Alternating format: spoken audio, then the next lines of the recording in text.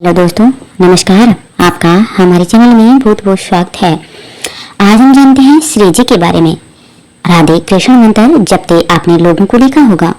इस नाम जप की महिमा निराली है। इस कारण त्रिदेव भी इनको बसते हैं।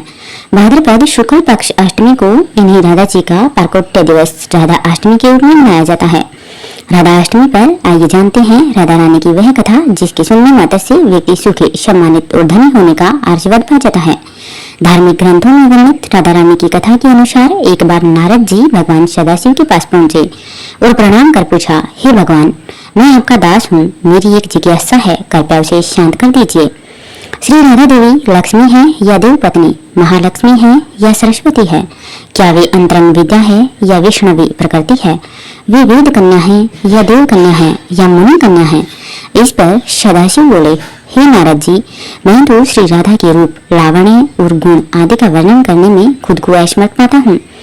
तीनों लोगों में कोई भी ऐसा समर्थ नहीं है जो उनके रूप आदि का वर्णन करके पार पा सके।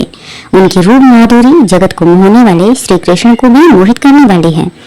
यदि अनंत मोह से चाहूं तो भी उनका वर्णन करने की मुझमें क्षमता नहीं है। नारद जी बोले, हे प्रभु, श्री राधिका जी के जन्म का महात्म्य सब प्रकार से श्रेष्ठ है, मैं उसको सुनना चाहता हूँ। हे भगवान, सब व्रतों में श्रेष्ठ श्री राधा अष्टमी व्रत के बारे में मुझे बताइए। इस पर शिव जी ने बताया कि वृषभानुपुरी के राजा वृषभानु महान उदार थे। वे महान कुल में उत्पन्न हुए और सब शास्त्रों के ज्ञाता थे। अणिमा, महिमा आदि 8 प्रकार की सिद्धियों से युक्त श्रीमान, धनी और उदार चेता थे। वे शामी, कुलीन, सद्विचार वाले भगवान श्री कृष्ण के आराधक थे। उनकी भ्राया श्रीमती श्री कृतिदा थे। ये भी महालक्ष्मी के समान भव्य रूप वाली और परम सुंदरी थी। वे सर्व विद्या और गुणों से युक्त कृष्ण स्वरूपा और महापतिव्रता थे। उनके गर्भ से ही भाद्रपद की शुक्ल पक्ष की अष्टमी को मध्याह्न काल में श्री वृंदावनेश्वरी श्री राधिका जी प्रकट हुई थी।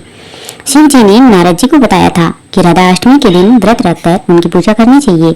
इसके लिए राधा कृष्ण के मंदिर को ध्वजा, पुष्पमाल्य, वस्त्र, पताका, तोरण आदि से सजाना चाहिए।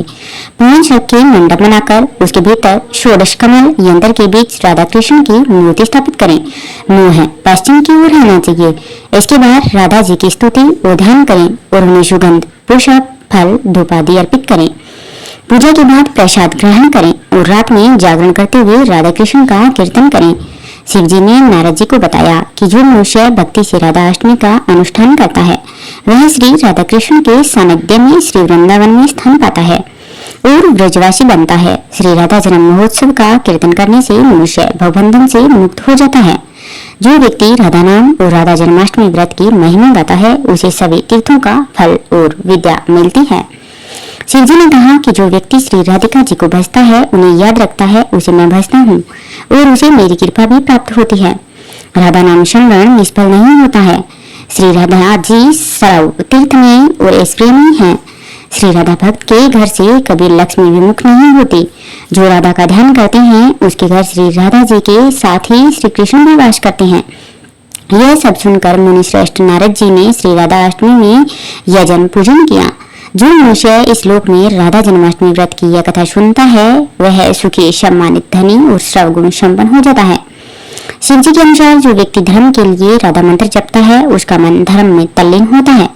जो धन चाहता है उसे धन मिलता है और जो कामार्थी या मोक्षार्थी है उसे ये चीजें प्राप्त होती हैं। श्री राधा की भक्ति करने वाला सुखी, विवेकी और निष्काम हो जाता है। बोलो श्री राधा रानी जी की जय हो, श्री कृष्ण भगवान की जय हो। जय श्री राधे।